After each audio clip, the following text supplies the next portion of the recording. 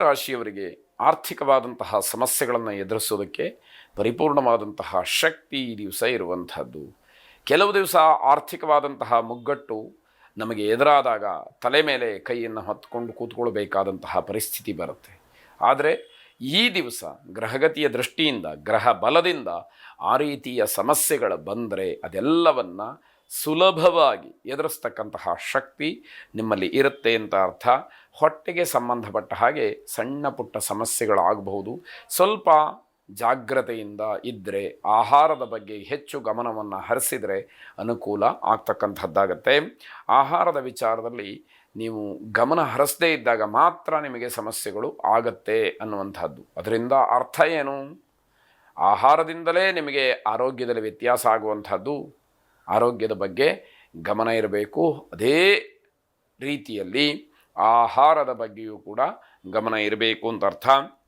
ನಿದ್ದೆಯ ಅಭಾವ ಅದು ನಿಮ್ಮ ಆರೋಗ್ಯದಲ್ಲಿ ಸಣ್ಣ ಪುಟ್ಟ ವ್ಯತ್ಯಾಸಗಳನ್ನು ಮಾಡಬಹುದು ಅಂತಕ್ಕಂತಹದ್ದು.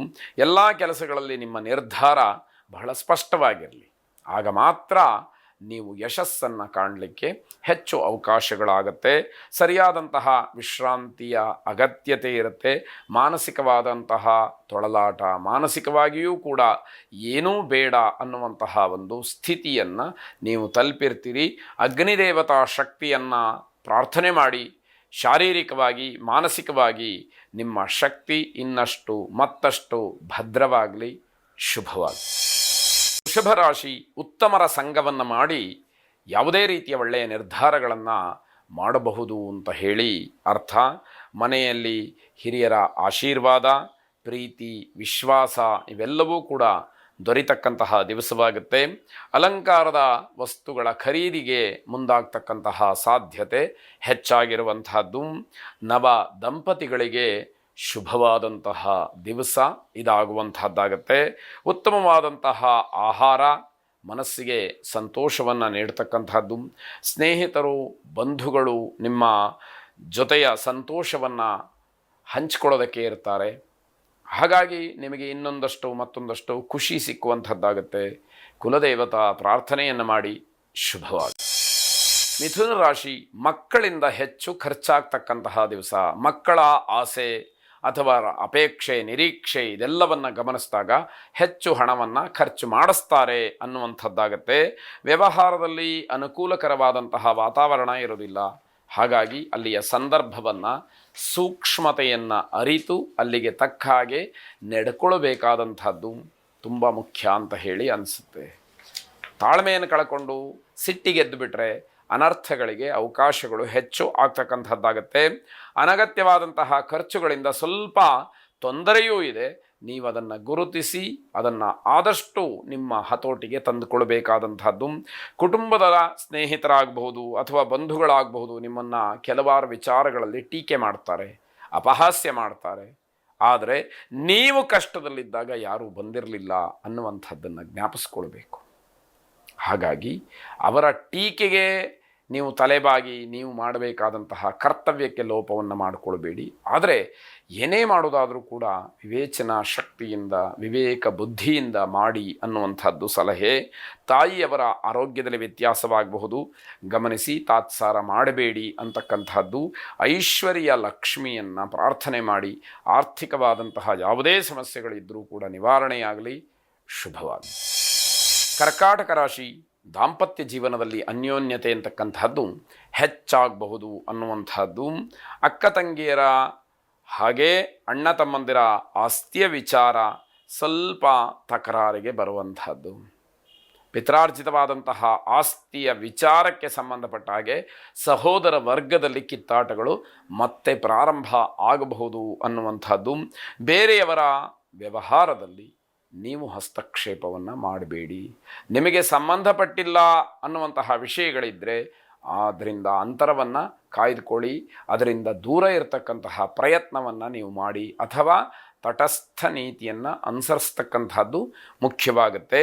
ಕಲಿಯುವ ಹಂಬಲ ಇರತಕ್ಕಂಥವರು ಪ್ರಾಮಾಣಿಕತೆಯಿಂದ ಪ್ರಯತ್ನವನ್ನು ಮಾಡಿದರೆ ಖಂಡಿತವಾಗಿ ಶುಭ ಆಗತ್ತೆ. ನಿಮ್ಮ ಮನಸ್ಸು ನಿರ್ಮಲವಾಗಿರಬೇಕು, ನಿರ್ಮಲವಾಗಿರುವಂತಹ ವಾತಾವರಣವನ್ನು ನೀವು ರೂಢಿಸ್ಕೊಳ್ಬೇಕು ಅನ್ನುವಂಥದ್ದು ಭವಿಷ್ಯದ ಬಗ್ಗೆ ಸರಿಯಾದಂತಹ ತೀರ್ಮಾನಕ್ಕೆ ಬರಲು ಯೋಗ್ಯವಾದಂತಹ ದಿವಸವಾಗುತ್ತೆ.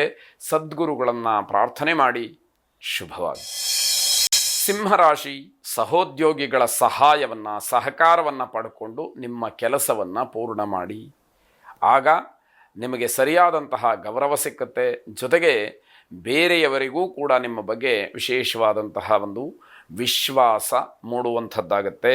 ವ್ಯಾಪಾರ ವ್ಯವಹಾರಕ್ಕೋಸ್ಕರವಾಗಿ ಸಾಲವನ್ನು ಮಾಡಬೇಕಾದಂತಹ ದಿವಸ ಇದಾಗಿರುತ್ತೆ.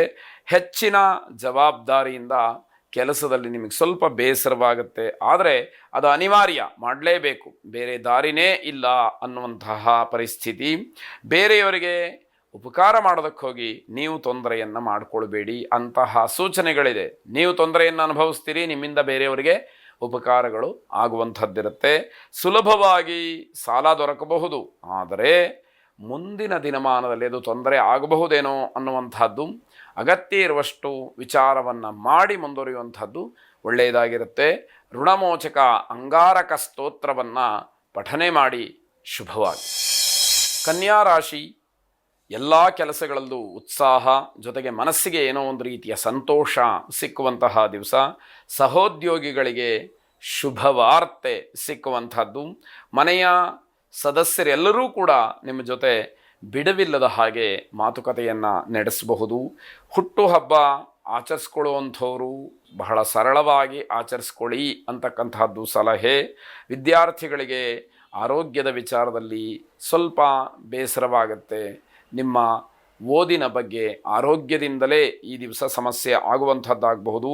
ಇಡೀ ವರ್ಷದ ಎಲ್ಲ ಯೋಜನೆಗಳನ್ನು ಈ ದಿವಸ ಕೂತು ಪ್ಲಾನ್ ಮಾಡುವ ಹಾಗೆ ಆಗುವಂಥದ್ದು. ಅಲಂಕಾರದ ಬಗ್ಗೆ ಹೆಚ್ಚು ಗಮನವನ್ನು ಹರಿಸ್ತೀರಿ. ಕುಲದೇವತಾ ಪ್ರಾರ್ಥನೆಯನ್ನು ಮಾಡಿ. ಶುಭವಾಗಿ. ತುಲಾರಾಶಿ ನಿಮಗಿಂತ ಕಿರಿಯರು ಉತ್ತಮವಾದಂತಹ ಪದವಿಯನ್ನು ಪಡೆದು ಯಶಸ್ವಿಗಳಾಗ್ತಾರೆ.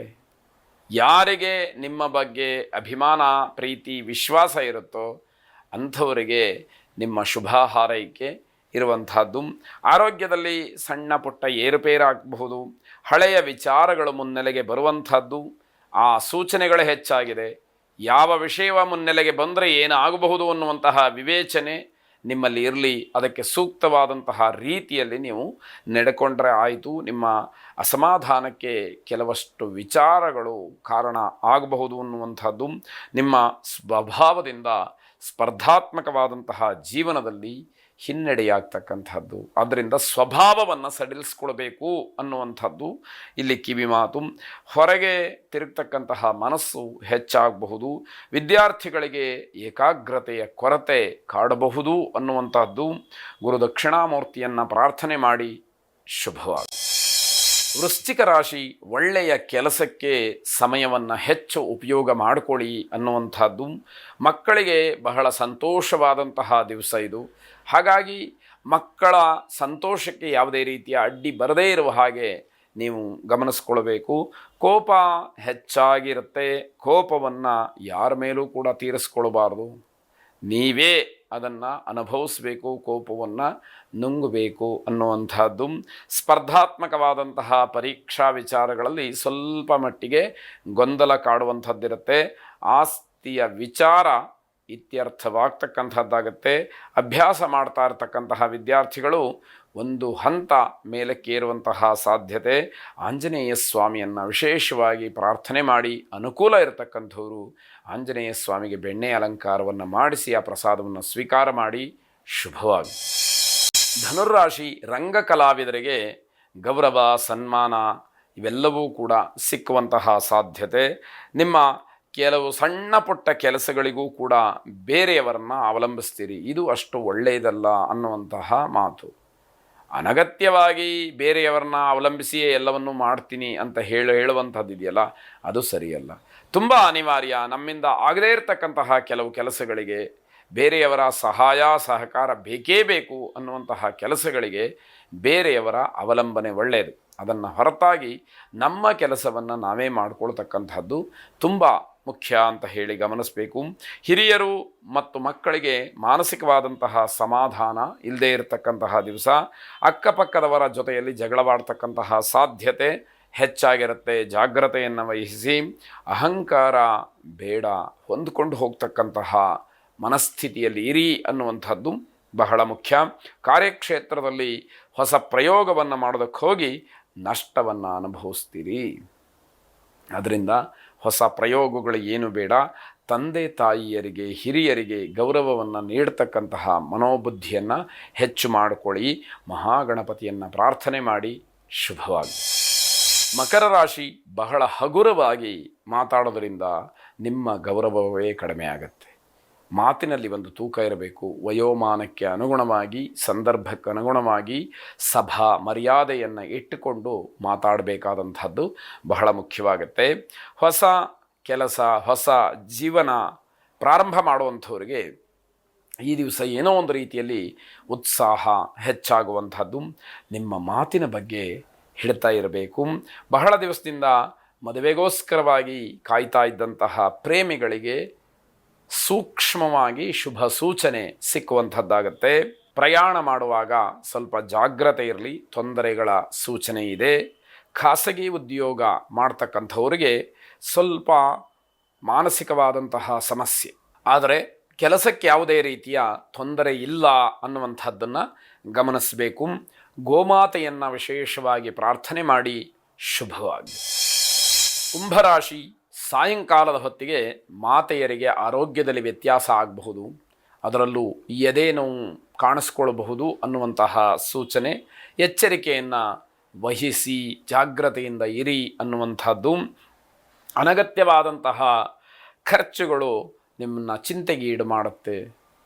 ಸುಮ್ಮನೆ ಆಸ್ಪತ್ರೆಗೆ ಔಷಧಿ ಮಾತ್ರೆಗೆ ಹಣವನ್ನು ಸುರಿಬೇಕಲ್ಲ ಅನ್ನುವಂತಹ ಯೋಚನೆಗಳು ಮಾನಸಿಕವಾಗಿ ತುಂಬ ಕಿರಿಕಿರಿಯನ್ನು ಉಂಟು ಮಾಡ್ತಕ್ಕಂಥದ್ದಾಗತ್ತೆ. ಕಾನೂನು ವಿದ್ಯಾಭ್ಯಾಸ ಮಾಡ್ತಾ ಇರತಕ್ಕಂತಹ ವಿದ್ಯಾರ್ಥಿಗಳಿಗೆ ಸ್ವಲ್ಪ ಹಿನ್ನಡೆ ಆಗುವಂತಹ ಸಾಧ್ಯತೆ. ಮಾನಸಿಕವಾಗಿ ಸಮಾಧಾನ ಇಲ್ಲದೇ ಇರತಕ್ಕಂತಹ ದಿವಸ ಇದು. ಯಾವ ವಿಷಯಕ್ಕೆ ಹೋದರೂ ಕೂಡ ಏನೋ ಅಡ್ಡಿ, ಏನೋ ಆತಂಕ, ಏನೋ ತೊಂದರೆ ಆಗತ್ತೇನೋ ಅನ್ನುವಂತಹ ಭಯ ಕಾಡುವಂಥದ್ದಾಗತ್ತೆ. ಕೋಪವನ್ನು ಕಡಿಮೆ ಮಾಡಿಕೊಳ್ಳಿ. ಮಾತಿನ ಭರದಲ್ಲಿ ಅನಗತ್ಯವಾದಂತಹ ವಿಚಾರದಲ್ಲಿ ಸಿಗಹಾಕ್ಕೊಂಡ್ಬಿಡ್ತೀರಿ. ಏನೋ ಬಾಯಿ ತಪ್ಪಿ ಮಾತಾಡೋದು ಅಥವಾ ಮುಚ್ಚಿಡಬೇಕಾದಂತಹ ವಿಚಾರವನ್ನು, ಗೌಪ್ಯವಾಗಿಡಬೇಕಾದಂತಹ ವಿಚಾರವನ್ನು ಬಾಯಿಬಿಟ್ಟು ಆಡ್ತಕ್ಕಂಥದ್ದು ತೊಂದರೆಗೆ ಕಾರಣ ಆಗುತ್ತೆ. ಮಕ್ಕಳ ಭವಿಷ್ಯದ ದೃಷ್ಟಿಯಿಂದ ಹಣ ಹೂಡಿಕೆಯನ್ನು ಮಾಡಿದರೆ ಇದು ನಿಮಗೆ ಅನುಕೂಲವನ್ನು ತರುವಂತಹ ಸಮಯವಾಗುತ್ತೆ ಅಂತ ಹೇಳಬೇಕು. ಸಣ್ಣ ಪುಟ್ಟ ವಿಚಾರಗಳಿಗೆ ಕೋಪ ಬರುವಂತಹದ್ದು ಸಹಜವಾಗಿ ಈ ದಿವಸ ಇರುವಂಥದ್ದಾಗತ್ತೆ. ರುದ್ರ ಮಂತ್ರವನ್ನು ಶ್ರವಣ ಮಾಡಿ. ಶುಭವಾಗಿ. ಕೊನೆಯದಾಗಿ ಮೀನರಾಶಿ, ನೌಕರಿಯಲ್ಲಿ ಅಥವಾ ನಿಮ್ಮ ಕಾರ್ಯಕ್ಷೇತ್ರದಲ್ಲಿ ವ್ಯಾಪಾರ ವ್ಯವಹಾರಾದಿಗಳಲ್ಲಿ ಮಾತನಾಡುವಾಗ ಮಕ್ಕಳ ಮದುವೆಯ ವಿಚಾರ ಮುನ್ನೆಲೆಗೆ ಬರಬಹುದು. ಆ ವಿಷಯವನ್ನು ಪ್ರಸ್ತಾಪ ಮಾಡಬಹುದು ಅಂತ ಅರ್ಥ. ವಿದ್ಯಾರ್ಥಿಗಳಿಗೆ ಮುಖ್ಯವಾಗಿ ಉತ್ತಮವಾದಂತಹ ಧನಾತ್ಮಕವಾದಂತಹ ತಿರುವು ನಿಮ್ಮ ವಿದ್ಯಾಕ್ಷೇತ್ರದಲ್ಲಿ ಸಿಕ್ಕುವಂಥದ್ದಾಗುತ್ತೆ. ಆರ್ಥಿಕವಾಗಿ ನಷ್ಟವನ್ನು ಅನುಭವಿಸ್ತಾ ಇರುವಂಥವರಿಗೆ ಅದನ್ನು ಸರಿಪಡಿಸ್ಕೊಳ್ಳೋದಕ್ಕೆ ಸೂಕ್ತವಾದಂತಹ ಕಾಲ ಇದು. ಅಂದರೆ ಯಾವುದರಿಂದ ತೊಂದರೆ ಆಗ್ತಾ ಇದೆ, ಯಾತಕ್ಕೋಸ್ಕರ ಆಗ್ತಾ ಇದೆ, ಇವೆಲ್ಲವನ್ನು ವಿಚಾರ ಮಾಡಿ ಹೇಗೆ ಬದಲಾವಣೆ ಮಾಡಿಕೊಳ್ಬಹುದು, ಯಾವ ರೀತಿಯಲ್ಲಿ ಅದಕ್ಕೊಂದು ಹೊಸ ರೂಪವನ್ನು ಕೊಡಬಹುದು ಅನ್ನುವಂಥದ್ದೆಲ್ಲ ಆಗತ್ತೆ. ಮನಸ್ಸನ್ನು ಕಿರಿಕಿರಿ ಮಾಡಿಕೊಳ್ಳದಲೇ ಒಂದೇ ರೀತಿಯಲ್ಲಿ ಇಟ್ಟುಕೊಳ್ಬೇಕು. ಮನಸ್ಸನ್ನು ನಿಮ್ಮ ಹತೋಟಿಯಲ್ಲಿ ಇಟ್ಟುಕೊಳ್ಬೇಕು. ಆಗ ವಿವೇಚನಾ ಶಕ್ತಿಯಿಂದ ನೀವು ಯೋಚನೆಗಳನ್ನು ಮಾಡಬೇಕಾಗತ್ತೆ. ನೌಕರಿಯಲ್ಲಿರ್ತಕ್ಕಂತಹ ಮಹಿಳೆಯರಿಗೆ ಶುಭ ಫಲ ಇದೆ. ವ್ಯಾಪಾರ ವ್ಯವಹಾರಾದಿಗಳಲ್ಲಿ ಅಭಿವೃದ್ಧಿಯನ್ನು ಕಾಣಲಿಕ್ಕೆ ಅವಕಾಶಗಳಿದೆ. ಪ್ರಭಾವಿ ವ್ಯಕ್ತಿಗಳ ಸಂಪರ್ಕ ನಿಮಗೆ ಸಿಕ್ಕಿ ಅನುಕೂಲವಾಗ್ತಕ್ಕಂಥದ್ದಿದೆ. ಚೌಡೇಶ್ವರಿಯನ್ನು ವಿಶೇಷವಾಗಿ ಪ್ರಾರ್ಥನೆ ಮಾಡಿ. ಶುಭವಾಗಿ.